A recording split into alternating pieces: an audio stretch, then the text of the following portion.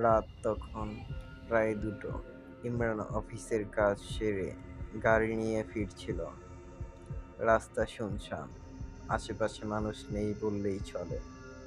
হালকা কুয়াশায় ঢাকা চারদিক, আর রাস্তায় একটা বাতি জ্বলছে, সেটা তার সামনে কিছুটা দূরে। হঠাৎ করে ইমরান অনুভব করলো তার গাড়ির সামনের রাস্তায় ঠিক পাশেই একজন মেয়েকে দাঁড়িয়ে আছে। মেয়েটার পরনে সাদা পোশাক, লম্বা চুলগুলো মাটির দিকে ঝুলে আছে, মাথা নিচু করে। প্রথমে ভেবেছিল হয়তো কোনো পথচারী, কিন্তু এমন অন্ধকার রাতে একটু দ্বিধা নিয়ে সে মেয়েটির পাশে গিয়ে থামল। জানালা নামিয়ে জিজ্ঞাসা করলো, আপনি কোথায় যাবেন? মেয়েটা ধীরে ধীরে মাথা তুলল, কিন্তু চোখ দুটো ছিল সম্পূর্ণ কালো, কোনো সাদা অংশ নেই। মুহূর্তেই ইমরানের শরীর শিউরে উঠল। মেয়েটি বলল, আমাকে বাড়ি নিয়ে চলো। ইমরান না চাইলেও একটা অদৃশ্য টানে সম্মোহিত হয়ে পড়ল। মেয়েটিকে পেছনের সিটে উঠিয়ে গাড়ি চালাতে শুরু করলো।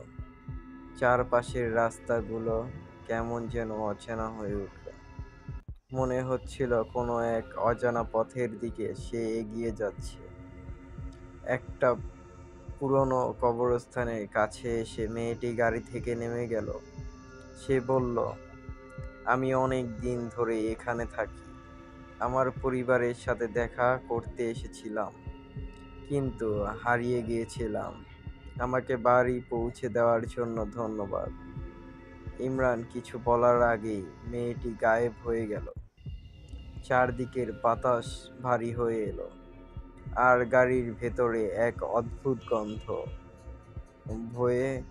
ঘাড় ফেরাতেই দেখলো গাড়ির পেছনের সিটে যেন কেউ বসে আছে। মাথার চুল থেকে পা পর্যন্ত কাঁপুনি দিয়ে উঠল। সে দ্রুত গাড়ি চালিয়ে কবরস্থান ছেড়ে বেরিয়ে এলো। পরের দিন সকালে ইমরান অফিসে গিয়ে ঘটনাটা সহকর্মীদের বলল। একজন সহকর্মী শুনে বলল, এই পথের কবরস্থানে প্রায় 50 বছর আগে একজন মেয়ে মারা গিয়েছিল, যে প্রায় পথচারীদের সাহায্য চাইতো। কেউ তার সাহায্য করলে সে তার আত্মার শান্তি পায়। ইমরান জানে না সে কি সত্যি কোনো আত্মাকে সাহায্য করেছে, নাকি রাতের কুয়াশায় কল্পনায় কিছু দেখে ভুল করেছে। কিন্তু সেই রাতের ঘটনার পর থেকেই সে আর কখনো সেই রাস্তা ধরে রাতের বেলায় বাড়ি ফেরেনি।